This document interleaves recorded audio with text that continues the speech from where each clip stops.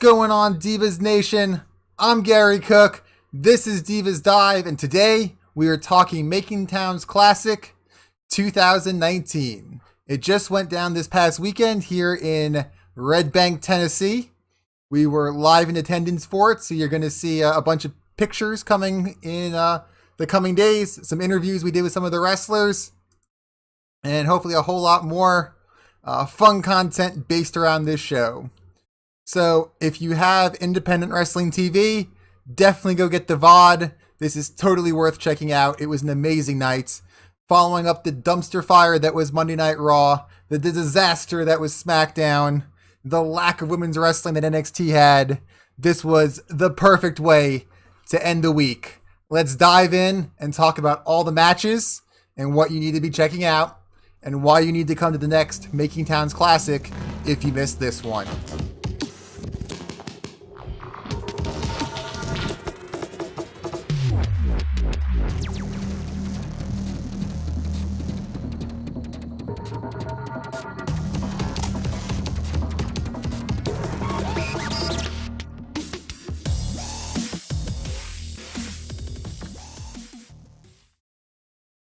All right, guys. So, I mean, this was a great night. I thoroughly enjoyed every single match on the card. There was definitely no low points on this card, which was amazing. So let me just give you the rundown of how we are going to handle this episode of Divas Dive. We're going to cover the non-tournament match first, so that way we can progress through the rest of the night kind of in order and walk through the whole tournament. We'll do round one first, then the second, and then cover the main event, hitting the high points of each match as I remember them, as well as just talking about my general experience of those, and also talking about the match of the night for me, which from what I've been seeing on Twitter slightly contradicts some of the other people of what they're coming out with. So stay tuned to find out what match I thought took the night. So in the non-tournament match, we had Station, the Blue Dragon, versus Aja Pereira. This match had been budding from the kind of the whole little story going in between Aja and Papa Hales, who runs, or one of the people that runs Making Town's Classic, going back to a couple of TWE shows, where they had some confrontations, a whole bunch of back and forths on Twitter between them. So this was a bit of a grudge match of Aja Pereira looking to prove she belonged in the tournament that she was not in tonight. So they came down to the ring. This was my second time seeing Station, where the initial one was at the St. Louis Anarchy Ladies Night show that we covered here on the channel. And this was my, I want to say, fifth or sixth time seeing Aja, second time seeing her live. So I kind of had an idea of what to expect from Aja for sure. Station, I'd only seen what she had done previously, so I was really excited to see her live. And this match did not disappoint. Great storytelling at the beginning. Aja kind of giving Station the chance to kind of walk away and not be the one to take the brunt of the beating that she was there to hand out. The match was a solid match. The two had great chemistry together. There were some nice bumps on the outside of the ring, which especially painful given that there are no mats outside the ring at the TWE arena. So it was right on the cement. So that's always a bit more of a ooh when you see it happen. But they had a really good back and forth. They really played off the crowd, had a lot of energy that night. There was definitely a lot of hype in the crowd behind every match. And you could definitely tell that they were feeding off that and enjoying the atmosphere inside the arena. I am definitely excited coming off of this second match to see more of Station, the Blue Dragon.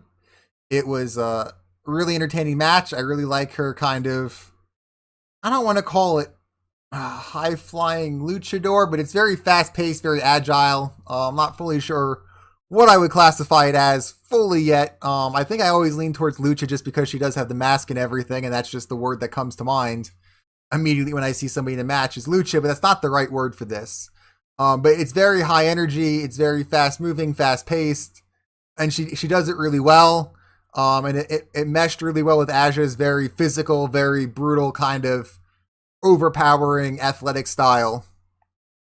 It was a really enjoyable match, and it was a good breakup of the tournament matches to kind of get the crowd really ready for the main event. And keep building the atmosphere that was in the building.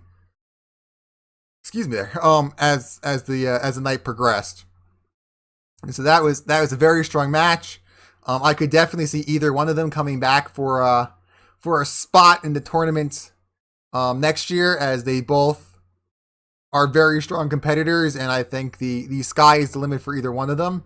I am definitely going to be keeping my eye out to see some more of Station, and I always enjoy seeing Aja when she shows up in Shine and other promotions that I follow already. So that was a solid match. Aja did pick up the win at the end. She does play kind of the jerky heel really well, making the ref remove her fallen opponent and kind of giving a little hand wave to get them all out of the ring so that she can bask in the glory of her victory before exiting the ring herself. So she definitely is very good at playing to that side of her character and definitely getting the heat on her.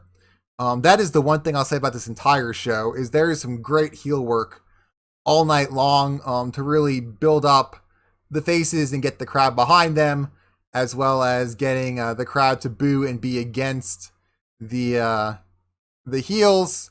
There was a rather vocal grouping though for the heel faction going into the finals that we'll talk about, which was a bit surprising given how she got there and how the night went. But I guess there's a side to Chattanooga that likes the dirty, underhanded heel tactics at times. But who am I to argue? A lot of my favorites end up being the heels as well. So let's jump into the tournament action here. First round, the match that opened the night was Savannah Stone versus Shazza McKenzie. This was just it was a great match. I mean, fully enjoyed this one. It was a strong opener. It was definitely both of them are great in the ring at their character work. Shazza is very lovable with her hardcore gimmick that she has, and really appealing to the kids in the crowd with the shiny bright outfits she wears.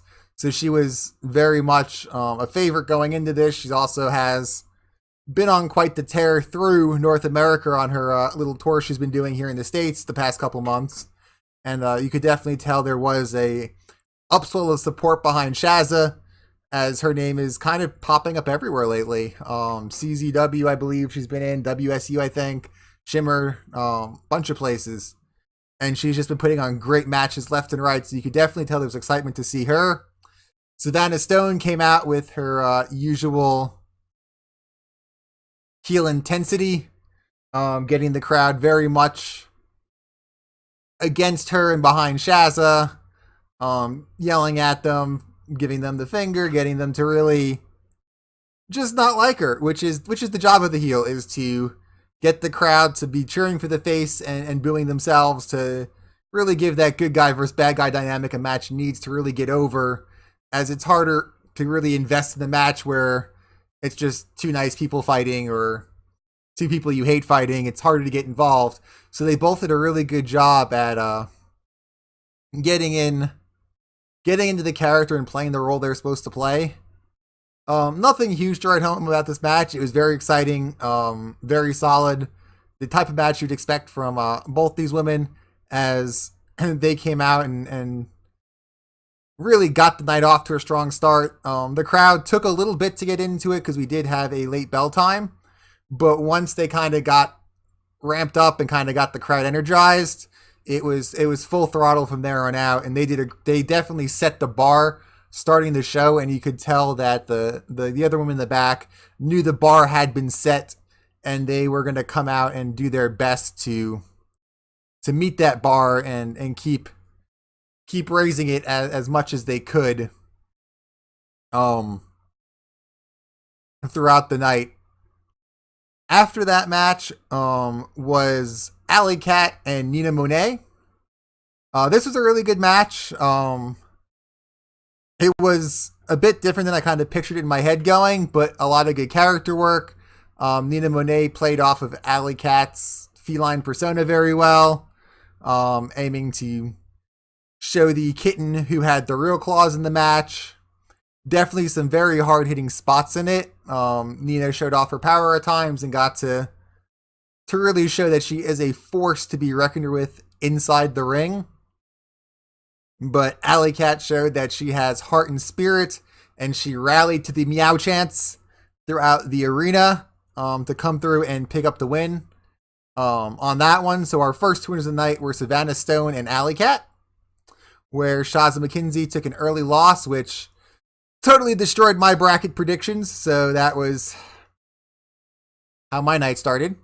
And then Alley Cat went on to upset Nina, which I was also not expecting. I was thinking the powerhouse side of Nina would be too much for the Alley Cat in my initial predictions, but I was 0 for 2 to kick my night off, so hey, my brackets pretty much fell apart from the beginning and did not get much better from there for the rest of the night because it was not what I expected, which is awesome. It's always exciting when it's not what you expect coming into a show like this where there's going to be, or tournament bracket, when your predictions and how you thought the night was going to go kind of goes out the window, is always a really good feeling to have, as this shows. It's nice to get that surprise because it's really not a surprise anymore in the weekly WWE product that most of us end up watching. You kind of know, okay, they're winning, they're going to lose, they're going to win. So it's really fun when you get to go to these indie shows and you kind of use the, we'll call it WWE booking mentality when you make some of your picks, and then you get kind of a swerve that you didn't see coming, and it's like, I don't know where this night's going now. This is going to be fun. So that was good. I kind of liked when my brackets do get destroyed because then it does make me pay more attention to look at and see what's coming up and who's going to be doing what then the rest of the night. The next match we had was the triple threat. It was Savannah Evans, Ruthless Lala, and Reign Victoria. Now, if you watched my St. Louis Anarchy show for Ladies Night, Reign Victoria definitely got the brunt of my criticism for that night, as her and Elena Black did not have good ring chemistry at all, and they were definitely the match I was most down on, and probably gave the harshest review on that show. After seeing her live here in this triple threat match, and some other points throughout the night that we'll talk about later, I'm on board. She won me over 100% in this match. I'm definitely excited to see where she goes and what comes from her. We got to really see her character work. We got to see her personality come out.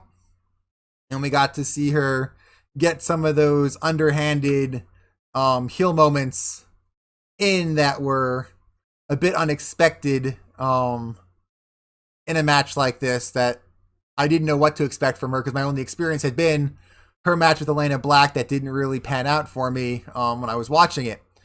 So this match was interesting, and you had Savannah Evans, who is she just looks imposing.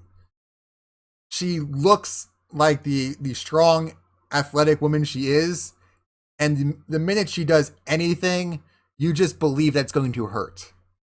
Ruthless Lala is the same way in that she's a presence in that ring, and she's just a wrecking ball that is going to slam through you and just keep on going until you stop going. And then you had Reign Victoria, who was a nice contrast to the two of them, because Savannah Evans and Ruthless Lala very much had that powerhouse dynamic, where Reign Victoria kind of played more of the slippery, timid, cowardly heel sort that was going to pick her spots and capitalize when the moment was right for her, versus trying to mix it up with these two women that were very much bigger than her. I really enjoyed how they played that character work up in the match, as it definitely added to making this a very good match. The match started out, and Savannah Evans and Ruthless both just kind of completely ignored Rain. They went face to face. They were smack talking each other, and Rain was kind of like the little sister that wanted to be included, but they were just ignoring her. So she tried to push and chop her way in. Did not work out well for her. But it really set up the dynamics for the match, and then set up the story that they were going to tell throughout the match as the three of them work through it. Rain tried to steal some pins here and there off other people's work when they were in the corners at times. There was one really good spot where Savannah put Ruthless into a corner, and then as she was doing one of those running back to the opposite corner to kind of run towards her to do something, Rain cuts her off with like a big knee that drops Savannah in the other corner, and then she kind of bounced back and forth between the two of them, delivering a double knees to Ruthless to try to steal herself a victory in there. But in the end, she got caught, and Savannah Evans picked up the win here. And it was a good match. It was very enjoyable. I would say it probably had the most story to any match in the night, as far as the women in the ring telling a very convincing story that started out with Rain not being taken seriously, the other two just being these two strong athletic powerhouses doing battle, and then Rain picking her spots well to pick up to try to pick up and not pick up the win, but pick up and go for the win in a way that was convincing, giving the size disadvantage she was in when it came to the other two women in the ring with her. I really liked that, and I really liked the dynamic the three of them brought to the match, and it was by far my favorite storytelling match of the night. Next up was the last match of the first round, which was Sierra versus Chris Statlander. This is probably my match of the night, looking back and working through all the matches that were there. It was very hard hitting. It was very brutal. You could tell that Sierra was definitely out there to prove herself. You could tell that Chris was in there on top of her game. The two had great chemistry. Everything they did looked like it hurt, and I was fully engaged in watching them go back and forth. They worked off each other extremely well. They told a great story in the ring of back and forth.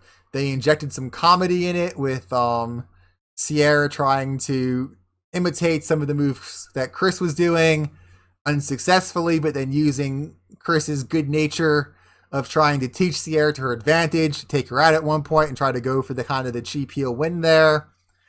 They played off each other amazingly well, and they just really sold everything they were doing to the... I mean, I wouldn't go as far as saying this is one of Chris's best matches, because I've seen so many of her matches, but of the handful of matches that I've seen Sierra, this was by far Sierra's best match. And it's still the match that, looking back at the night, I go, that was the match I really enjoyed the most. I would definitely suggest going and checking this one out. Sierra is a huge up-and-coming talent, and she proved it by going toe-to-toe with Chris here, as it looked like they could have gone either way at many points in this match. And it's a really solid match. I thoroughly enjoyed it, and I was invested. They had me sucked in. I wasn't sure who was going to win. They had a great back and forth. Their chemistry was top notch. I really felt like they probably had the best chemistry of the night. It might not have been the most technical match of the night, as I think that goes on in the second round, most likely.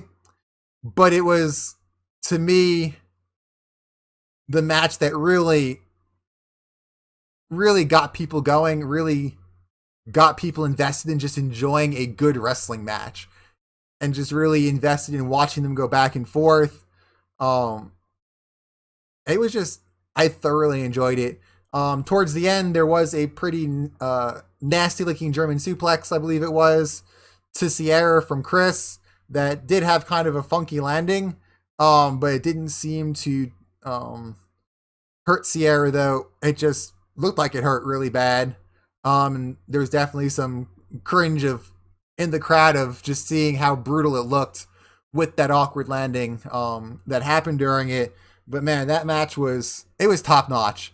That to me was the best match of the night. And I mean, going back when I got back home after the drive and was kind of going through Twitter and kind of just making comments, that was the first match I wanted to go back and talk about, was to Sierra and Chris about how good that match was. Because that was the match that still stuck out in my mind after everything was said and done. So I highly recommend, if you haven't seen this show, go get the VOD. And that match in and of itself is worth the price of the whole thing on independent wrestling TV. And all the other matches are amazing too. But that match to me is match of the night. Go watch it. Toss your comments at me. Love to hear what you guys thought about that match and all the other first round matches. Did you guys like the outcomes? Were you upset with some of the outcomes? Did your favorites get knocked out in the first round? Let me know. I definitely want to hear your thoughts and opinions on all of those matches. So then in the second round, we kicked it off with Savannah versus Savannah, as we had Savannah Evans versus Savannah Stone. This was also another very good character match. You had Savannah Evans, who had just won the triple threat match, and Reign Victoria is the tag team partner of Savannah Stone. So she came back out with Savannah and was not overly happy to see Savannah Evans again. And Savannah Evans wasn't overly thrilled to see Reign again, after some of her cheap antics to try to steal the previous match from her. This right here, there was definitely the size and power advantage again between Evans and Stone, where Evans was the much larger woman. There was even a pretty good lighthearted moment where Reign was yelling for Savannah Stone to do something, and she just kind of turned around and shot back and yelled, "Well, what do you want me to do? She's like 7 foot tall." And that was just, it really bought you into the match of looking at the size difference, looking at the power difference, and going, yeah, what is she going to do against her? She is like 7 foot tall compared to her. And so that was a really cool moment that really helped get the crowd really invested in kind of watching to see what was going to happen, and kind of gave Savannah Stone a little bit of underdog momentum at the beginning of the match. That was a bit surprising after all the heel heat she had coming off of the Shazza win in the first round. But the crowd was definitely more behind Evans, I would say, at this point still, but there was a swell of Stone supporters coming up in this match. We saw a few near pins from Evan, one of which got broken up by Reign Evans, kind of distracting the ref away, and Savannah Evans kind of getting in her face, yelling at her. The match had a really cool finish where you had Savannah Stone was on the outside of the ring, and Savannah Evans was looking to kind of pick her up and suplex her back over the ropes into the ring. And as she got Savannah Stone up, Reign comes running by, hooks the leg out from under Savannah Evans, causing her to fall backwards, and Savannah Stone falls on top.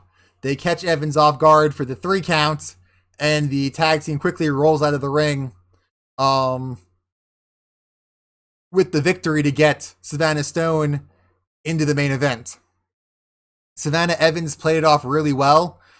She looked shocked. She looked upset. It was definitely a good way to, they definitely played off it well and continued that character story that started in the beginning of Savannah Stone was definitely outmatched in the power and size, but through some underhanded trickery was able to get the win. So I thought that played out really well as a way to believably get Savannah Stone over without her having to try to overcome the size of Savannah Evans and have like a grueling match that would make it believable for her to work and break down the much larger woman. So I thought that was another really well thought out match that really told a good story to get the match where it needs to go, but not make it a grueling match that comes across a little unbelievable just because of the size disparity if they tried to fit the win into the same time span they had for the second round match. Because I feel like if they just let it be a normal match that Savannah Stone came out on top, it wouldn't have gotten as much support and heat on Savannah Stone because it would have been a little lackluster, I feel, because the size disparity and the power disparity was so easy to tell when you were watching it, that this really got heat on Savannah, which was good for her character to play off of.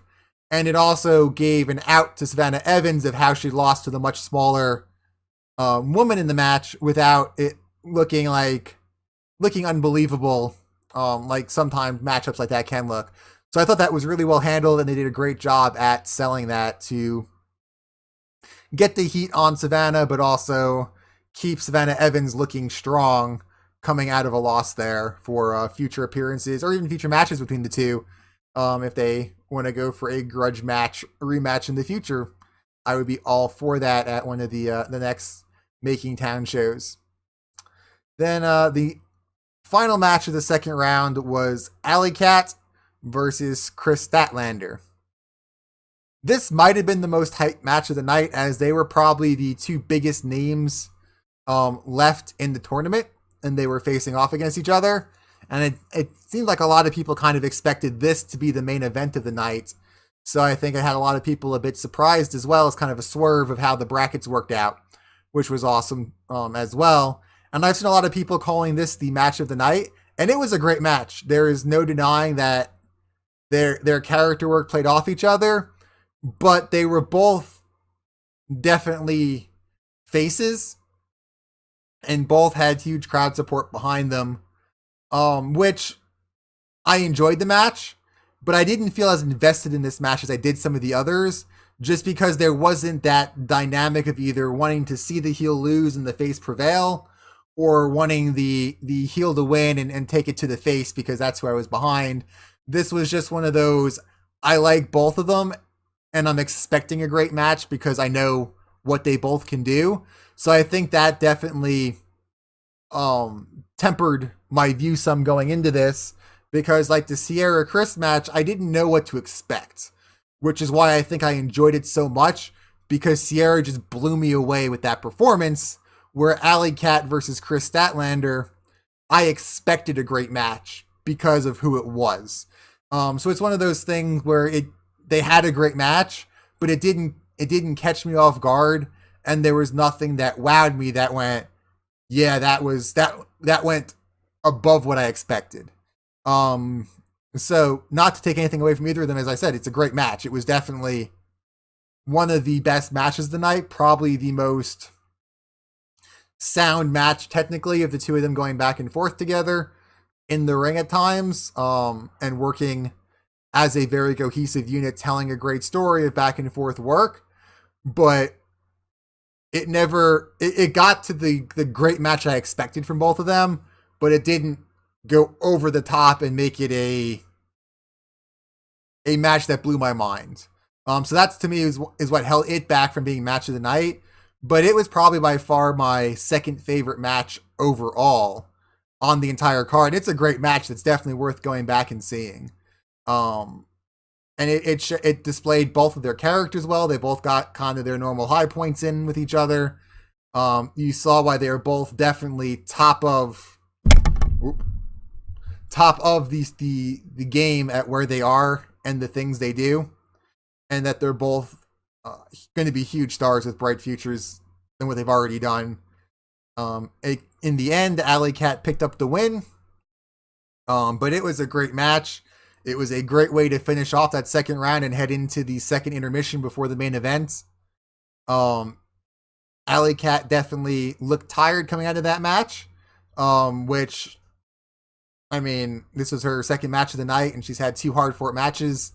So going into the main event, you definitely saw that playing an effect on both the women in the finals, but they still deliver a great performance. So that led us to the final main event, which was Alley Cat versus Savannah Stone. And this was another great match. They worked really well together. Savannah definitely was the heel of the match. She was kind of the heel of the night. But by this point, she had really won over, I'd say, about half the crowd. Stone Nation was there strong tonight for her. And their chants for Savannah were definitely matching the meow chants for Alley Cat. So I really felt like no matter who won this match, half the crowd was going to be happy and half the crowd was going to be disappointed, because it was you could probably split it down the middle. It felt like listening to the chants and the buzz there live over who they wanted. This was a very solid match, as I said. Savannah Stone had some great heel work of just trying to avoid Alley Cat, kind of doing the chaser around the ring, sitting in the crowd and stuff like that, waiting for Alley Cat to catch up.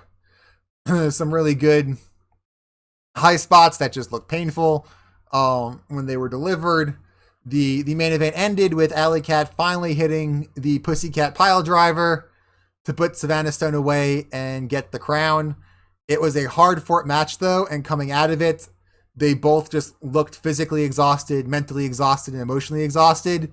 You could tell this entire match they left everything in the ring, and there was no way you could deny that at all. They blew it out of the water. The two of them all night long were constantly one-upping the match they had before, and just laying everything in the ring. You could tell they both just loved to wrestle, loved being in there, and they were going to be in for the fight of their life for the other woman, no matter what happens. And just it was a good match. I mean, it was the perfect way to end the night and top off the show. It was 2 thumbs up on the whole night. I mean, it's on Independent Wrestling TV. I saw them advertising on Twitter earlier. Go check it out if you have a subscription there. If you don't get one, it's only $10 for like 100 different promotions worth of videos. Totally worth it. This one is a great card. Top to bottom, it's stacked. Nobody disappointed, I felt like. It was a really, really great show. You will not be disappointed watching it. I wasn't disappointed there at all. It was the perfect capstone to my week of wrestling this past week, and 10 out of 10 would watch again. I'm excited for the next one when it comes out, which I believe they said was August, maybe. But we will definitely be there once it gets announced with coverage of it again, as it was a great experience. The staff is great there. The arena was great. It was awesome. If you haven't had a chance to check out a Making Towns show, definitely add it to your calendar if you are in the Southeast when one is going on. It was a really enjoyable show, really well done. All the wrestlers poured their heart and soul out in the ring, and it was top notch. And definitely check it out. Let me know your thoughts. Leave your comments below. What you liked, what you didn't like, who you were pulling for. Let me know how you felt about the night. What your high points were, what your favorite spots were. I'd love to hear all about all those things. If you're watching this on YouTube, be sure to hit the like button, smash the subscribe button, so you can stay up to date on all the Divas Unleashed content. We've got a lot of exciting things coming out. We've got some interviews coming as we launch the Let's Talk Wrestling show. We are working on another show that will be coming out that is going to be a breakdown of the top 10 women in the WWE, and then looking at the top 3 other promotions in America and who you should check out in those promotions if you're a fan of one of these women in the WWE. So just to kind of explain the format's going to be, we're going to say take an episode and look at Bayley and talk about kind of the reasons people love Bayley in WWE, and then look at AEW, Ring of Honor, Impact, and Shimmer, and kind of say, if you like Bayley, we highly recommend you check out these other women in these promotions, and you might find a new favorite and another place to get some great women's wrestling outside of the umbrella of the WWE, as there's so much just great women's talent out there right now. And a lot of people just haven't discovered it yet because it's not on that big of a stage. So we're going to try to give some light to those other promotions and the women in them to really kind of give you a focus point of taking who your favorite wrestler is now and who you could find in these other places to line up and enjoy that product as an introductory kind of class on where to start and let you branch out from there. So keep your eyes out for those. We're going to be launching all of the Diva Dives and these other shows in podcast form. We are working on getting everything set up, so I'm not sure what the first episode of those is going to be, but that will be coming soon as well and available on all major platforms. So stay tuned on our Twitter for the announcement of that. Once we have that sorted, all the past episodes will be added in to the backlog there for you to listen to if you've missed any. So have a great night. Can't wait to talk more women's wrestling with you guys the rest of the week. Once again, I'm Gary Cook. This has been Divas Dive for Divas Unleashed. Have a great night and enjoy women's wrestling, independent or on your TV, as we close out this week and move into Raw and SmackDown coverage.